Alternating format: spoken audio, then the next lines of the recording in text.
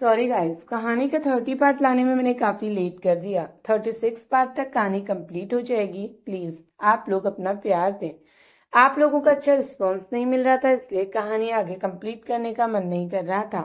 कुछ लोगों को कहानी का इंतजार है कि आगे क्या हुआ रिया की लाइफ में, इसलिए मैं आगे की कहानी अपलोड कर रही हूँ। प्लीज कहानी को अपना प्यार दें।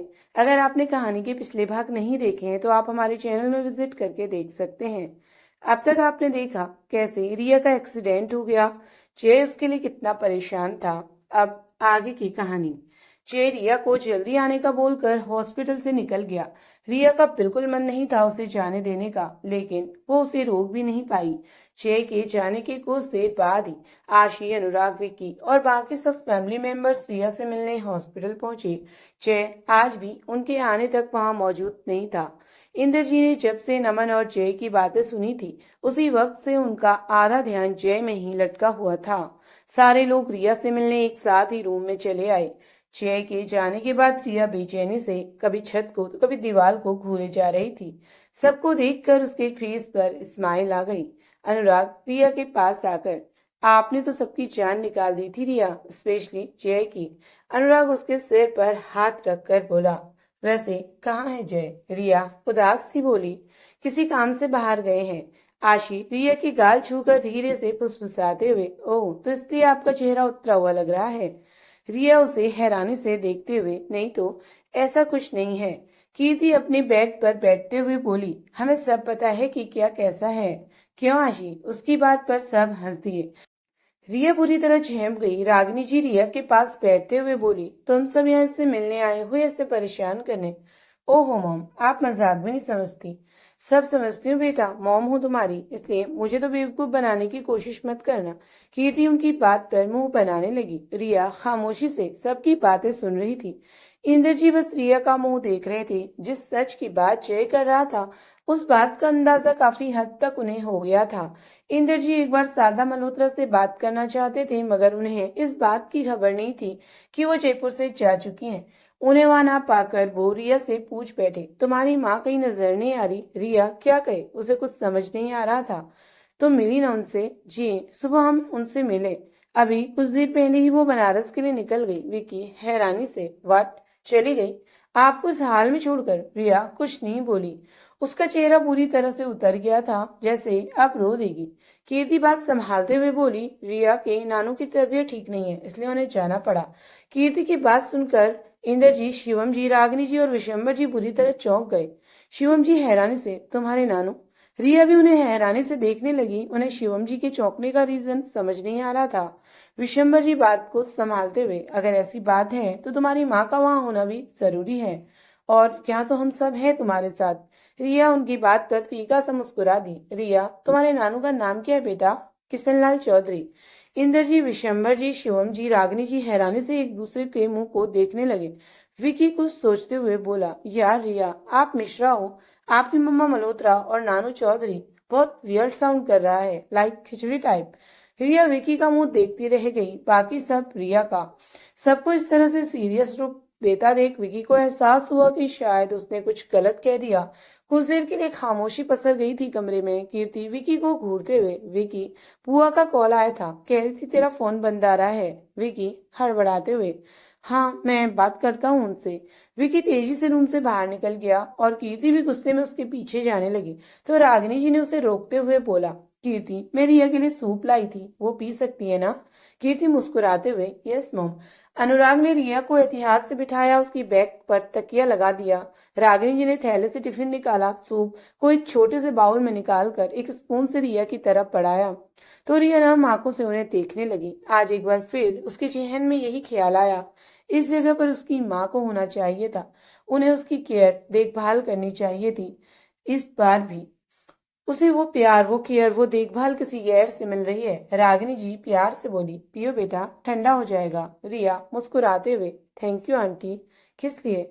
आप सबके इतने प्यार और केयर के लिए। रिया, प्यार के बदले थैंक यू नहीं, सिर्फ प्यार दिया जाता है।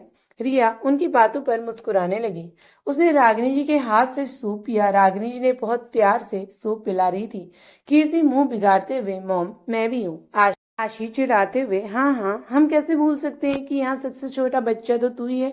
कीर्ति गुस्से से, भाई देख लो, आपकी वाइफ और मॉम मेरा मजाक उड़ा रही हैं। इंदर जी, कीर्ति हम सबका सबसे छोटा मगर सबसे ब्रेव और काबिल बच्चा है। इंदर जी की बात सुनकर कीर्ति के फेस पर बड़ी सी स्माइल आ गई और वह आशी को देखकर मुंह चिढ़ाने लगी। आशी हंसते हुए, और डैड सबसे शैतान भी। सब आपस में हंसी मजाक कर रहे थे, जिससे कुछ देर पहले का तनावपूर्ण माहौल पहले से नॉर्मल होने लगा था। रिया भी रागिनी जी के हाथों से सूप पीते हुए इन सब की बातें सुनकर बीच बीच में मुस्कुरा भी रही थी। उसकी नजर बार बार दरवाजे की तरफ चली जाती। शुभ जय दोनों ही नहीं थे। शारदा मल्होत्रा जब रिया से मिलने अंदर आई तो शुभ गुस्से में हॉस्पिटल से निकल गया और अब तक नहीं लौटा। अचानक ही रागिनी जी के हाथ रिया को सूप पिलाते पिलाते रुक गए। उनकी नजर रिया के गले पर पहने माता रानी के पेंडेंट पर गई तो उसे एक टक देखने लगी। अनुराग रागिनी जी को टोकते हुए, मॉम कहाँ खो गए आप? रागिनी जी ने कोई जवाब नहीं दिया। बचा हुआ सूप फिनिश करके उन्होंने बाउल साइड में रख दिया। ये माता रानी का लॉकेट बहुत खूबसूरत है, कहाँ से बनवाया तुमने? रागिनी जी ने उस लॉकेट को उंगलियों से छूते हुए कहा तो बगल में खड़ी आशी की नजर भी उस पर पड़ गई।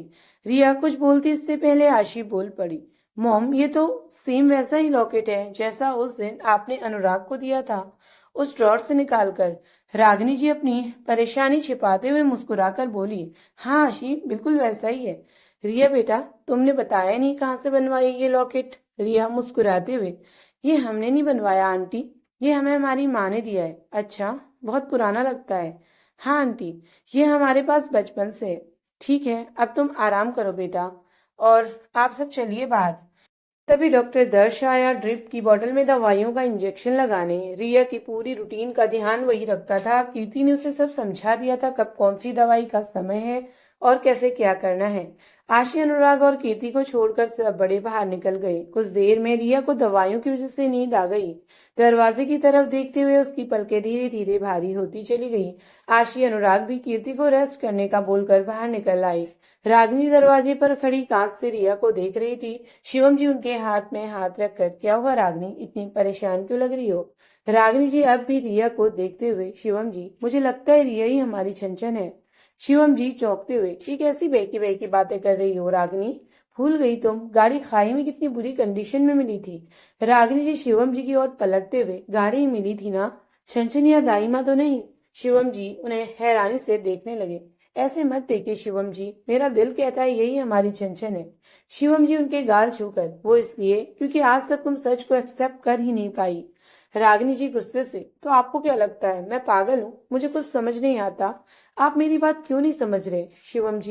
शिवम जी बेबसी से रागिनी जी को देखते रहे। रागिनी जी उनके हाथों को थाम कर, मुझे तो लगता है शारदा जी हमसे कुछ छिपा रही है। और कोई अपने बच्चे को इस हाल में छोड़कर जाता है क्या? और रिया के नानू कैसे हो सकते हैं? वो तो सालों पहले गुजर गए, ये बात आप भी अच्छे से जानते हैं। और मेरे अनु और रिया का ब्लड भी सेम है। शिवम जी उन्हें समझाते हुए, रिया का ब्लड शारदा से भी मैच हुआ था रागिनी, ये बात तुम्हें नजर नहीं आई? रिया के पास भी माता रानी का लॉकेट है, ठीक वैसे ही जैसे मेरे अनु के पास है। सुनैना दीदी ने दोनों बच्चों के लिए खास पुरोहित जी से रक्षा सूत्र बनवाया था, याद है आपको? एक ही तरह के हजारों लॉकेट होते हैं, लेकिन रिया के पास ये लॉकेट बचपन से है। मैं कह रही हूँ ना, यही हमारी छंछन है। रागिनी जी किसी भी कीमत पर शिवम जी की बात मानने को तैयार नहीं थी। उन्हें अपनी पत्नी की ये हालत देखकर बहुत दुख हो रहा था। शिवम जी गुस्से से, रागिनी इन अलग अलग बातों को जोड़कर तुम अपनी संतुष्टि के लिए इस झूठ की कल्पना कर सकती हो, लेकिन सच को झुठला नहीं सकती। और भूल कर भी भाई साहब के सामने ऐसी बातें मत करना जिससे उनके मन में भी तुम्हारी तरह कोई झूठी उम्मीद पलने लगे। इंदर जी उन दोनों के पास आते हुए बोले, मुझे भी रागिनी की हर एक बात सच लग रही है शिवम। शिवम जी हैरानी से, ये आप कैसी बातें कर रहे हैं इंदर भाई साहब? सब समझाता हूँ, आओ मेरे साथ। शिवम जी और रागिनी जी इंदर जी के पीछे पीछे एक और चल दिए। जय नमन के साथ वसीम को एयरपोर्ट से ही गायब करने वाला था, लेकिन उसके साथ चल रही सिक्योरिटी को देखकर उसने लास्ट टाइम पर अपना प्लान चेंज कर लिया। वसीम एक ड्रग्स ब्लेंडर था और उसके पास गुंडों और खतरनाक हथियारों की कोई कमी नहीं थी। एयरपोर्ट पर काफी लोग होते हैं, वसीम तक पहुंचने में अगर जरा सी भी चूक होती है तो वहां मौजूद आम लोगों को खतरा हो सकता था। इसलिए जे ने वसीम को रास्ते में ही खत्म करने का इरादा कर लिया था। मगर यहाँ भी वसीम की किस्मत उसका साथ दे गई। उसके पास दो गाड़ियां थी जो कि होटल से निकल चुकी थी एयरपोर्ट के लिए। एक गाड़ी में वसीम और दूसरे में उसके गार्ड्स भरे थे। जिस गाड़ी में नमन ने बॉम्ब फिट किया था उसमें गार्ड्स बैठे हुए थे और दूसरी गाड़ी में वसीम। गाड़ी में लगा हुआ बॉम्ब नियमित समय पर फट गया, जिससे गाड़ी के परखच्चे उड़ गए। जहां ब्लास्ट हुआ वो एक सुनसान जगह थी, इसलिए किसी और को कोई नुकसान भी नहीं हुआ। ब्लास्ट होने पर उस गाड़ी के आगे चल रही वसीम की गाड़ी भी पलटी खाती हुई काफी दूर जा गिरी। उनसे एक निश्चित दूरी पर अपनी गाड़ी में बैठे जय और नमन ये सब देख रहे थे। वसीम की गाड़ी के आसपास किसी तरह की हलचल न होती पाकर जय और नमन दोनों ही उस और बढ़ चले। साथ ही उनके गार्ड्स भी आ रहे थे। वसीम की सांसें चल रही थी मगर वो बेजान सा पड़ा रहा। ब्लास्ट होने पर उसे अंदेशा हो गया था कि किसी ने उसे जान से मारने की कोशिश की है। इस सुनसान सी जगह पर आते कदमों की आहट सुनकर वो सतर्क हो गया। चे ने एक नजर वसीम के ऊपर डाली, फिर नमन की ओर देखते हुए, आग लगा दो इस गाड़ी में। बहुत पाप किए हैं इसने, थोड़ा फल तो इसे मिलना ही चाहिए। वसीम खुद से, जहाँ इतने पाप किए वहां एक पाप और सही। तुम्हारी जान तो मैं अपने साथ लेकर ही जाऊंगा। किसी का ध्यान गाड़ी के अंदर पड़े वसीम पर नहीं था। जय की पीठ गाड़ी की ओर थी। उसने सामने नमन खड़ा था। मौका पाकर वसीम ने जय के ऊपर गोली चला दी। इंद्रजीत शिवम जी और रागनी जी को अपने साथ कॉरिडोर में ले आए। शिवम जी सांवलिया नजरों से उन्हें देख रहे थे। उन्हें यकीन नहीं हो रहा था जो कुछ भी इंद्र जी ने उनसे कहा उस बात पर। इंद्र जी शिवम जी के कंधे में हाथ रखकर, शिवम, मुझे भी ऐसा ही लगता है कि रिया ही हमारी छंछन है। रागनी का अंदाजा बिल्कुल सही है। शिवम जी अब भी हैरत में थे और रागनी जी की आंखों में खुशी के आंसू और चेहरे पर मुस्कान थी। लेकिन भैया, आप इतने यकीन के साथ कैसे कह सकते हैं कि रिया ही हमारी छंछन है? इंद्र जी चेयर पर बैठते हुए, तुम्हें पता है रिया की हालत, उसका ये एक्सीडेंट, उसे मौत की कगार तक पहुंचाने के पीछे किसका हाथ है? सुरेश का। शिवम जी और रागनी जी दोनों ही शॉक्ड रह गए। आपको कैसे पता कि इन सब के पीछे सुरेश मल्होत्रा का हाथ है? मैंने जय और नमन को बातें करते हुए सुन लिया था, तभी मुझे पता चला। रागिनी जी परेशान होते हुए, मैंने पहले ही कहा था इन दोनों बच्चों से उस आदमी से दूर रहें। शिवम जी कुछ सोचते हुए, लेकिन भैया ऐसा भी तो हो सकता है कि वो सुरेश मल्होत्रा किसी और कारण से रिया के पीछे पड़ा है और हम इस बात का गलत मतलब निकाल रहे हैं। इंद्र जी एक गहरी सांस लेकर, लगा तो मुझे भी कुछ ऐसा ही था, मगर जय की बातों ने मुझे सोचने में मजबूर कर दिया। रागिनी जी शिवम जी एक साथ, कैसी बात है? सुनैना भाभी की मौत का सच वो जानता है। शिवम जी चौंकते हुए, कैसे? जयपुर के पुलिस रिकॉर्ड से। और तो और उसने मुझसे ये सवाल भी किया कि विशंबर जी के दोनों बच्चे कहाँ हैं। रागनी जी का दिल धक कर रह गया। घबराओ मत रागनी, जैसा तुम सोच रही हो ऐसी कोई बात नहीं है। जय को इन सब बातों से क्या लेना देना? सालों पहले जो बातें दब चुकी हैं वो उसे उखाड़ने में क्यों लगाए? आपने उसे कुछ बताया तो नहीं? हमारे कुछ बताने या ना बताने से कोई फर्क नहीं पड़ता शिवम। इनफैक्ट वो जान चुका है कुछ ऐसा जो हम सब भी नहीं जानते। जय ने इतना तक कहा कि जिस दिन सारा सच सामने आएगा सबसे ज्यादा तकलीफ विशंभर को ही होगी। रागिनी जी, हमें जय से बात करनी होगी। करनी तो होगी। तभी हमारा ये अंदाजा सच है या फिर बस एक दिमागी उपज, ये सब क्लियर हो पाएगा। इंद्र जी, जब तक सारी बातें पानी की तरह साफ नहीं हो जाती हम विशंबर जी को इस बारे में कुछ नहीं बताएंगे। आप ठीक कह रहे हैं भैया। विशंबर जी ने उन तीनों से कुछ ही दूरी पर खड़े उनकी बातें सुन ली थी और अब उल्टे पांव ही वापस लौट गए। उन्हें अब यकीन नहीं हो रहा था कि ऐसा भी कोई चमत्कार हो सकता है। इतने सालों बाद उन्हें उनकी छनछन वापस मिल गई, मगर वो इतने सालों तक कहाँ थी, किस हाल में थी और वो शारदा के पास कैसे पहुंची? उनके सवालों के जवाब सिर्फ दो ही शख्स दे सकते थे, पहली शारदा मल्होत्रा और दूसरा जय। दरवाजे पर लगे कांच से रिया को देखते हुए विशंभर जी सारी बातें समझने की कोशिश कर रहे थे। जी कर रहा था उसे अपने अंक में छिपा लें, इतने सालों का प्यार एक बार में ही उसके ऊपर लुटा दें, मगर इतने सालों तक उसके मन में अपने पिता के प्रति जाने कैसी भावनाएं रही होंगी। कहीं वो उनसे नफरत तो नहीं करती? क्या वो सच को स्वीकार कर पाएगी? देखते ही देखते विशंबर जी की आंखों से आंसू की धारा बह निकली। ये आंसू खुशी के भी थे और एक डर भी था उनमें, अपनी छंछन को पाकर खो देने का। सुबह से शाम हो गई लेकिन जय अब तक नहीं आया। शिवम जी, रागिनी जी और इंदर जी और विशंबर जी को बेसब्री से उसके आने का इंतजार था। अपने सवालों के जवाब जो चाहिए थे उन सबको। धीरे धीरे दवाइयों का असर खत्म होने लगा था। रिया भी जाग गई। कीर्ति के फोन पर आशी की बातें कर रही थी।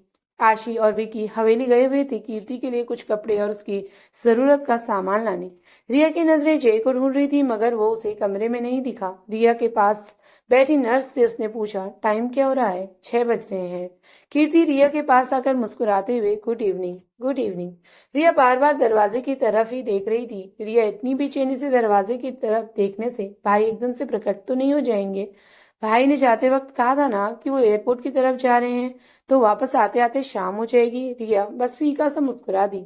उसे एक अजीब सी बेचैनी हो रही थी। जय कुछ घंटों का बोल कर गया था और अब शाम हो गई थी, अब तक वो लौटा नहीं।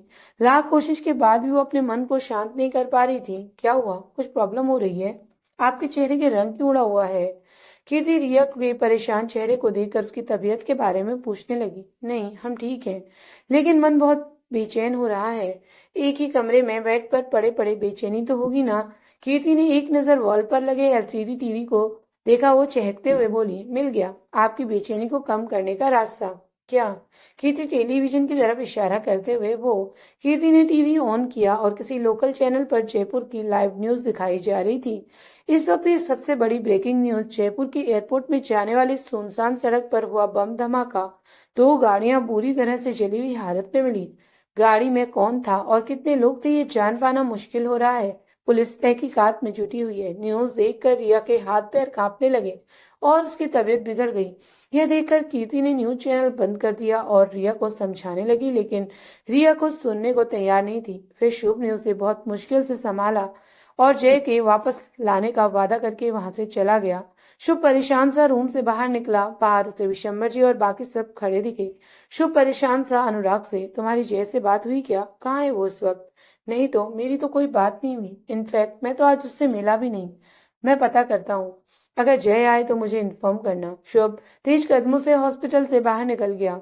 उसके होश में आने से पहले जय आ जाए, सब यही मना रहे थे। कीर्ति तो उसे फोन कर करके थक गई थी। नमन का नंबर था नहीं उसके पास। शाम से रात हो गई। शुभ भी थक हार कर वापस आ गया। जय का कोई पता नहीं लगा पाया। पूरे शहर में उस हादसे की वजह से ऐसी अफरा तफरी मची हुई थी। शुभ रिया के बारे में सोचकर वापस आ गया। अगर उसे होश आया तो कम से कम वो तो होगा उसके पास, उसे कुछ वक्त तक हैंडल करने के लिए। रिया को जब होश आया तब घड़ी में 9:30 बज रहे थे। शुभ उसके पास बैठा था, उसके हाथों को थाम कर। कीर्ति भी अंदर ही थी। कुछ ही पलों में रिया को एहसास हो गया कि जय यहाँ नहीं है, मगर इस बार वो खामोश ही रही। उसने वापस से अपनी आंखें बंद कर ली। न्यूज की सारी बातें उसके दिमाग में घूमने लगी। अचानक ही उसके कानों में जय के कई शब्द गूंजने लगे, कुछ ही घंटों में वापस आ जाऊंगा। कुछ घंटे की जगह पूरा दिन निकल गया, वो अब तक नहीं आया। कीर्ति ने भी कहा, भाई एयरपोर्ट की तरफ गए हैं, कहीं वो कार जय की तो नहीं जिसकी खबर न्यूज वाले दिखा रहे थे। रिया की बंद आंखों से आंसू बह निकले। शुभ फौरन उसके आंसू पोंछते हुए बोला, क्या बात है रियो, कोई परेशानी की बात है तो बताना।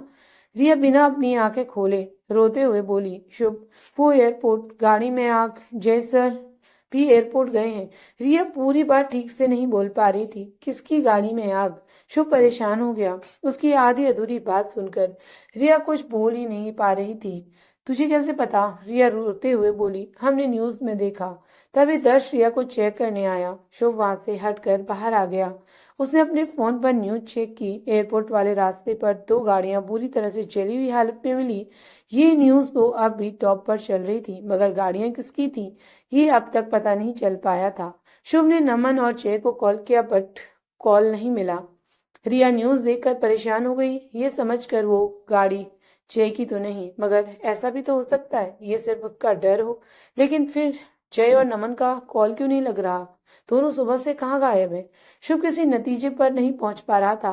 वक्त तेजी से बीतता जा रहा था और सबका इंतजार भी बढ़ता जा रहा था।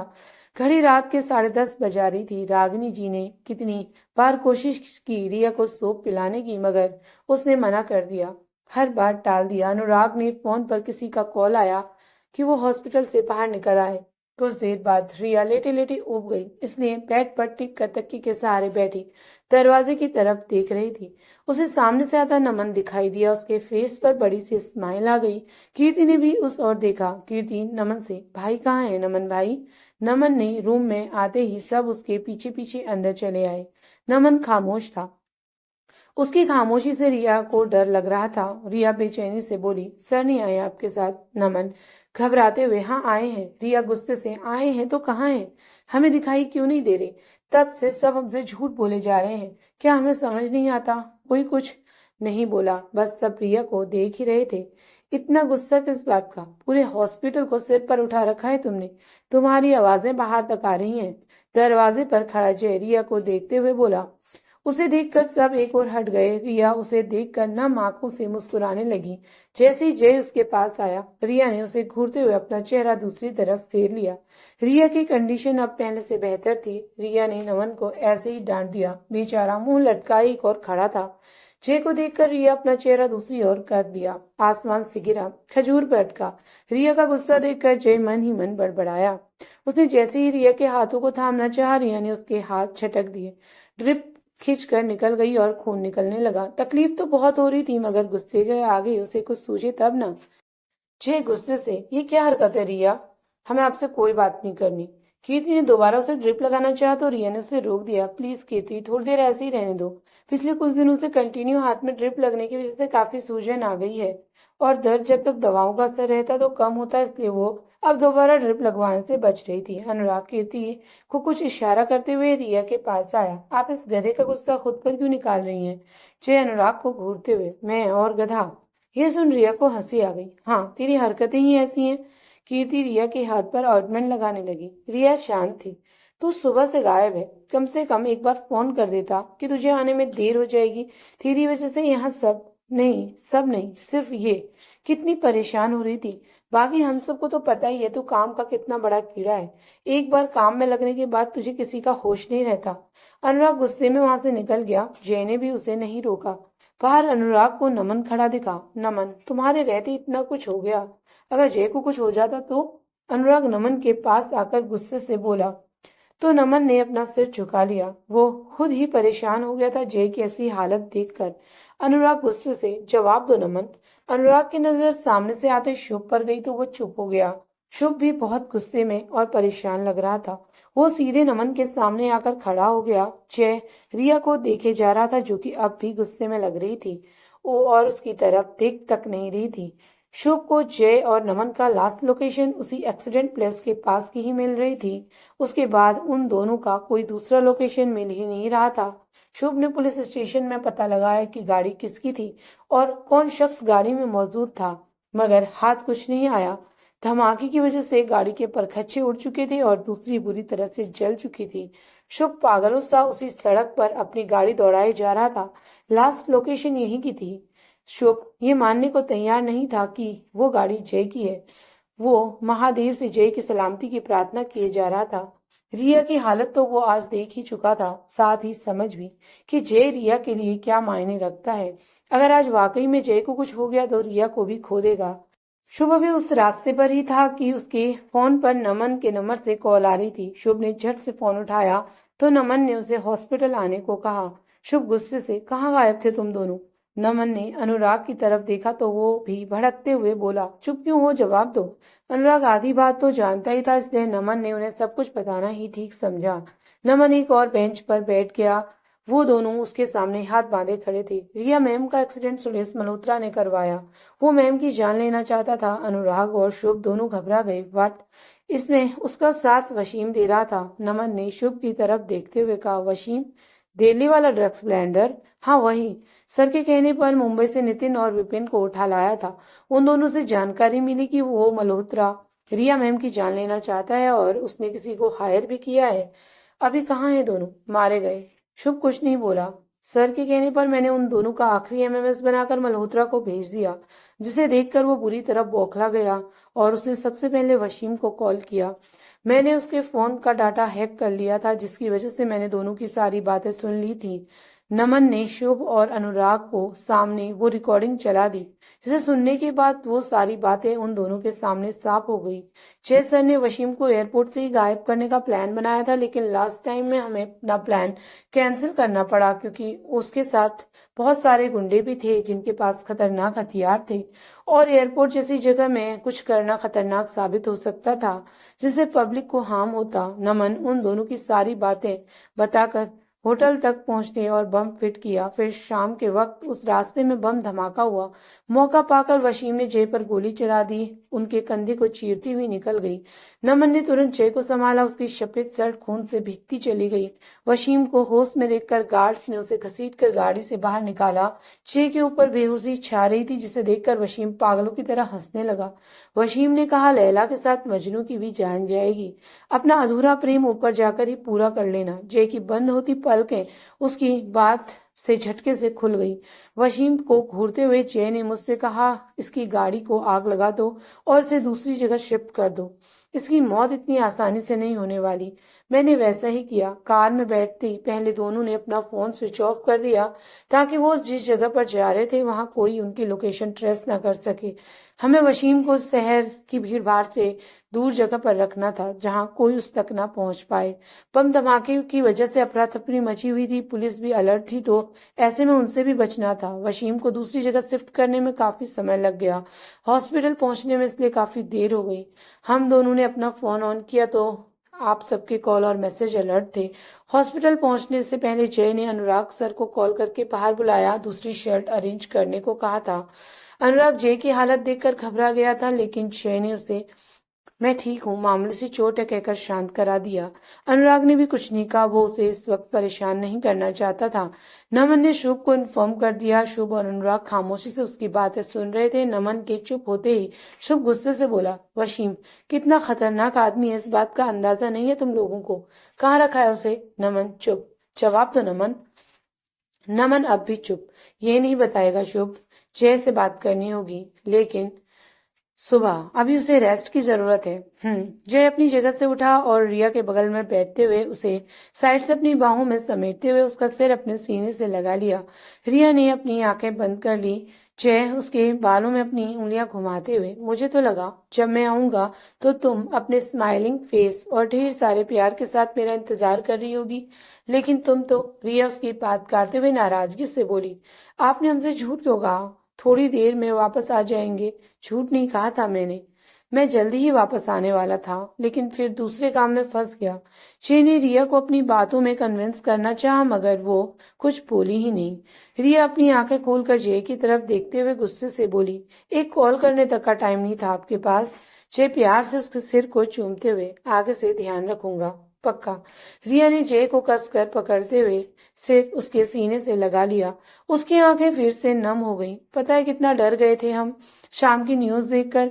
आपका फोन भी नहीं लग रहा था और नमन भैया का भी नहीं। कितने बुरे बुरे ख्याल आ रहे थे हमारे मन में, इसलिए तुमने अपनी तबीयत बिगाड़ ली। मैंने पहले ही कहा था, इतनी आसानी से तुमसे मेरा पीछा छूटने वाला नहीं, इसलिए ऐसी फालतू बातें अपने दिमाग में लाना भी मत। जय ने उसके आंसू पोंछते हुए आहिस्ता से उसे अपनी बाहों में समेट लिया। रिया का गुस्सा नाराजगी उसकी बाहों में सिमटते ही धीरे धीरे पिघलने लगी थी। उसकी बेचैनी को अब जाकर सुकून मिला था। जय ने अपनी आंखें बंद की और सिर बेड से टिका दिया। कुछ देर खामोशी के बाद रिया ने उसकी ओर देखा। जय के बिखरे बालों को देखकर रिया की नजरें उस पर ठहर गई। कितना मासूम लग रहा था जय, और उसका चेहरा कितना उतरा हुआ, शायद थकान की वजह से। रिया के फेस पर प्यारी सी स्माइल आ गई उसे देखते हुए। रिया ने हाथ बढ़ाकर उसके बालों को छूना चाहा कि जय ने बीच में उसकी कलाई पकड़ ली और अपनी आंख खोलकर एक आईब्रो ऊपर उठाई, तो रिया ने हड़बड़ाकर अपनी आंखें बड़ी करके गर्दन दाएं बाएं हिलाते हुए इधर उधर देखने लगी। जय उसकी इस हरकत पर हंस पड़ा। उसकी हंसी सुनकर रिया मुस्कुराने लगी। जय उसकी उंगलियों को चूमते हुए, सो जाओ, काफी रात हो गई है। जय ने उठना चाहा तो रिया ने उसे उठने नहीं दिया। हमें नींद नहीं आ रही, लेकिन मुझे आ रही है। रिया जय के कंधे पर सिर रखते हुए बोली, हाँ तो सो जाइए, किसने मना किया? जय दर्द से करा उठा। रिया ने फौरन अपना सिर उठा लिया और परेशान सी बोली, क्या हुआ? रिया ने उसके कंधे को छूना चाहा तो जय ने उसका हाथ पकड़ लिया। जय भी एकदम से हड़बड़ा गया, फिर संभलते हुए बोला, नहीं कुछ नहीं हुआ। वो आते वक्त दरवाजे से टकरा गया तो हल्की सी चोट है बस, ज्यादा तो नहीं लगी। डॉक्टर को, जय उसकी बात काटते हुए, मैंने कहा ना मामूली चोट है। रिया उसे घूरते हुए, मामूली सी चोट में कोई ऐसे नहीं कराता। रिया ने दोबारा उसके कंधे को छूना चाहा तो जय ने दोनों हाथों को अपने सीने के बाईं ओर रख लिया। जय हल्के से स्माइल के साथ, तुम बस इस दिल का ध्यान रखो जो तुम्हारी एक मुस्कान से खुश हो जाता है और तुम्हारे करीब होने पर सुकून पा लेता है। लव यू जाना। जय ने रिया को प्यार से निहारते हुए कहा तो उसने अपनी पलकें झुका ली। उसने रिया को अपने सीने से लगा लिया। तू बोल ना, या बोल, तेरे बोलने का गम नहीं, तू बस एक बार मुस्कुरा दे, तेरे बोलने से कम नहीं। रिया मुस्कुराने लगी। रिया खुद से बड़बड़ाई, हमने बहुत मिस किया आपको, आखिर सुकून तो हमें भी आपकी बाहों में ही मिलता है। क्या कहा? रिया हड़बड़ाते हुए बोली, कुछ भी तो नहीं, हमें नींद आ रही है। जय हैरानी से, अभी तो कहा नहीं आ रही है। रिया ने अपनी आंखें बंद कर ली, पर अब आ रही है। जय उसकी बंद पलकों को चूमते हुए, गुड नाइट। रिया के फेस पर एक प्यारी सी स्माइल आ गई। उसे देखकर जय के फेस पर भी वही रेयर वाली वेस कीमती मुस्कान तैर गई। रिया उसके साथ थी हमेशा के लिए। उससे ज्यादा खुशी और सुकून की बात उसके लिए क्या हो सकती थी? उसने एक अपनी आंखें बंद कर ली। रिया के सिर पर हाथ फेरते फेरते जाने से कब नींद आ गई। उसकी हाथों की हरकत शांत होने पर रिया ने अपनी आंखें खोलकर उसकी ओर देखा। रिया मन में, सच में सो गई क्या? रिया थोड़ी देर तक ऐसे ही देखती रही। बेचारी कंफ्यूज थी। हर बार लगता जय सो रहा है लेकिन असल में वो जाग रहा होता। कुछ देर बाद जब उसे यकीन हो गया कि सच में वो सो गया तो रिया ने आगे बढ़कर उसके माथे पर किस किया। ऐसा करते हुए उसे एक अलग ही खुशी महसूस हो रही थी। वो मुस्कुराते हुए उसके चेहरे को निहारे जा रही थी। बंद आंखों पर बिछी घनी पलकें, कटे हुए पतले होंठ, जिस पर मुस्कान बहुत कम देखने को मिलती है, हल्की हल्की बियर्ड। वैसे तो वो क्लीन शेव्ड ही रहता था लेकिन बीते कुछ दिनों में उसे खुद की कोई शोध नहीं थी। कुछ ही देर में रिया उसे प्यार से निहारती रही। अचानक ही उसका ध्यान जय के कंधे पर गया। रिया खुद से, एक बार देखें क्या, ज्यादा चोट तो नहीं आई? रिया ने डरते हुए अपना हाथ बढ़ाया, फिर रुक गई, कहीं जाग गए तो। रिया सोच रही थी कि जय ने उसके हाथ पर अपना हाथ रख दिया। रिया ने घबराकर अपनी आंखें मीच ली। कुछ देर बाद उसे एहसास हुआ कि जय गहरी नींद में है। हाश बच गए। रिया ने भी चैन की नींद सो गई। रिया और जय सुकून से एक दूसरे की बाहों में सो रहे थे। शुभ दरवाजे पर आया। उन दोनों को साथ में देखकर उसके होठों पर मुस्कान और आंखों पर नमी उतर आई। वो बाहर आकर अपनी कार में बैठ गया। शुभ खुश था कि रिया उसके हक की खुशियां मिल गई हैं। साथ ही उसे अपने अंदर कुछ टूटता हुआ भी महसूस हो रहा था। उसने गाड़ी के सारे शीशे ऊपर चढ़ा दिए और अपनी आंखें बंद कर बैक सीट पर हल्का सा डाउन करते हुए आरामदायक स्थिति में लेट गया। कुछ देर बाद उसने म्यूजिक सिस्टम ऑन किया। गाने के बोल अक्सर हमारे हाल बयां कर जाते हैं। कभी कभी तो गाने के बोल सुनकर ऐसा लगता है जैसे स्पेशली हमारी फीलिंग का ध्यान रखते हुए लिखा गया हो। शुभ चाहकर भी खुद को नॉर्मल नहीं कर पा रहा था। इंसान सबके सामने चाहे कितना मुस्कुरा ले, अकेले में उसका दर्द, तकलीफ, सब कुछ उस पर हावी होने लगता है। आज उसे महसूस हो रहा था कि रिया उससे बहुत दूर जा चुकी है, लेकिन इस तकलीफ में भी उसे एक सुकून था कि उसकी रिया अब खुश है। सो उठ बैठा और अपने आंसू पोंछते हुए उसने सेब से सिगरेट निकाली। देखते ही देखते उसने बंद कार में धुआं भरता चला गया। शुभ को घुटन महसूस होने लगी थी, पर वो वैसे ही बैठा रहा। कभी वो सिगरेट की कस भरता, कभी अपने फोन पर रिया की तस्वीर देखता। पूरी रात उसने ऐसे ही बिता दी। अगली सुबह जय की नींद खुली। घड़ी सुबह के 6 बजा रही थी। रिया आराम से सो रही थी, उसकी बाहों पर सिर रखे और उसके हाथ अपने हाथों में थामे। जय ने उसके सिर को तकिए पर रखा और तो रिया ने आंखें खोल दी। जय उसके सिर को चूमते हुए, गुड मॉर्निंग। रिया अब भी नींद में ही थी। वो उसे देखकर मुस्कुराई और वापस सो गई। जय ने उसे ब्लैंकेट से कवर किया और बेड से उठ गया। कीर्ति भी सो रही थी। जय ने उसके हाथ को देखा, अब भी सूजन हल्की हल्की थी। सिर पर चोट, पर ड्रेसिंग अभी भी थी। चोट बहुत गहरी थी, ठीक होने में थोड़ा वक्त तो लगना ही था। जय ने उसके सिर पर हाथ फेर कर उसके सिर को चूम लिया। कीर्ति नींद में ही बड़बड़ाई, भाई कहीं जाना मत, वरना आपकी रिया मेरी जान खा जाएगी। जय उसके गाल को थपथपाते हुए बोला, तू सो जा, मैं यहीं हूँ। जय बाहर आया तो नमन भी उठ चुका था। गुड मॉर्निंग सर, अब आपकी चोट कैसी है? मॉर्निंग, ठीक हूँ। इस जरा सी चोट के लिए इतना परेशान होने की जरूरत नहीं है। नमन कुछ नहीं बोला। दोनों बात करते हुए हॉस्पिटल से बाहर निकल आए। कुछ देर बाद जय ने नमन को किसी काम से भेज दिया। उसकी नजर शुभ की गाड़ी पर गई। शुभ अंदर तो था नहीं और उसकी गाड़ी भी यहीं है। सोचता हुआ जय उसकी कार के पास आया। कार लॉक थी। जय को लगा शुभ गाड़ी के अंदर ही है। उसने खिड़की को ठोकते हुए शुभ को आवाज दी तो शुभ की नींद खुली। कार में धुआं अब भी पूरी तरह भरा हुआ था। उसने जैसे दरवाजा खोला जय बुरी तरह खांसने लगा और शुभ भी। अंदर धुआं देखकर जय हैरान रह गया। उसे सिगरेट की स्मेल आ रही थी। क्या है ये सब? इतना धुआं? तुम स्मोकिंग भी करते हो? कभी कभी, हमेशा नहीं। शुभ जय से नजरें चुरा रहा था। उसकी आंखें बुरी तरह लाल हो गई थी, कुछ धुएं की वजह से और कुछ रोने की वजह से। अजीब हो तुम, इतने धुएं में दम घुट जाएगा और तुम अंदर सो रहे थे। Strange, very strange.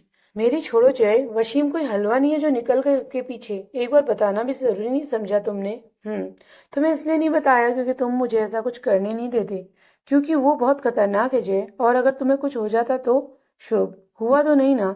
और अगर होता तो रिया का क्या? रिलैक्स शुभ, तुम ओवर रिएक्ट कर रहे हो। शुभ थोड़े गुस्से से, कल जो रिया की हालत थी वो तुमने देखी नहीं, और उसकी ये हालत तुम्हारी गैर मौजूदगी से हुई। जय कुछ नहीं बोला, लेकिन उसे शुभ की बात अच्छी नहीं लगी।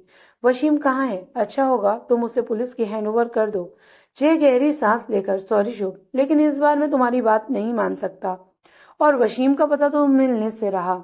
जय, पुलिस उसकी तलाश में है, और तो और तुम उसकी वजह से मुसीबत में फंस सकते हो। जानता था तुम जरूर ऐसा ही कुछ कहोगे, लेकिन मैं वशीम का पता नहीं बताने वाला। जय जाने के लिए मुड़ा, फिर पलट कर, तुम चाहो तो अपने तरीके से पता लगा सकते हो। आई नो कि तुम्हारी ड्यूटी है, एंड आई प्रॉमिस अगर तुम्हें वशीम तक पहुंच गए तो मैं खुद उसे पुलिस के हैंड ओवर कर दूंगा। लेकिन उस तक पहुंचना इतना आसान नहीं होगा किसी के लिए भी। जय चला गया। शुभ ने गुस्से से अपना हाथ कार के बोनट पर दे मारा। जब रिया की नींद खुली तो उसने आसपास फूलों की खुशबू महसूस हुई। पूरे कमरे में व्हाइट रोजेस भरे पड़े थे। एक पल के लिए उसे लगा कि वो हॉस्पिटल में नहीं कहीं और है। कीर्ति भी उठ गई। कमरे को फूलों से भरा देखकर हैरान हो गई और मुस्कुराते हुए रिया को देखने लगी। वो उसके पास आकर बैठ गई। मॉर्निंग रिया। रिया मुस्कुराते हुए, गुड मॉर्निंग। रिया, ये कमरा रातों रात फूलों का बगीचा कैसे बन गया? रिया अपने कंधे उचकाते हुए, हमें क्या बता। कीर्ति शरारत से मुस्कुराते हुए बोली, मैं आपके इस नए बगीचे के नए माली को ढूंढ कर लाती हूँ। रिया को कीर्ति की बात समझ नहीं आई। वो अब भी उसे हैरानी से देख रही थी, और उन फूलों को भी। आगे की कहानी देखने के लिए कहानी का अगला भाग जरूर देखें, और अगर आप मेरे चैनल पर नए हैं तो प्लीज चैनल को सब्सक्राइब जरूर करें। कहानी कैसी लगी लाइक कमेंट करके जरूर बताएं। Thank you for watching.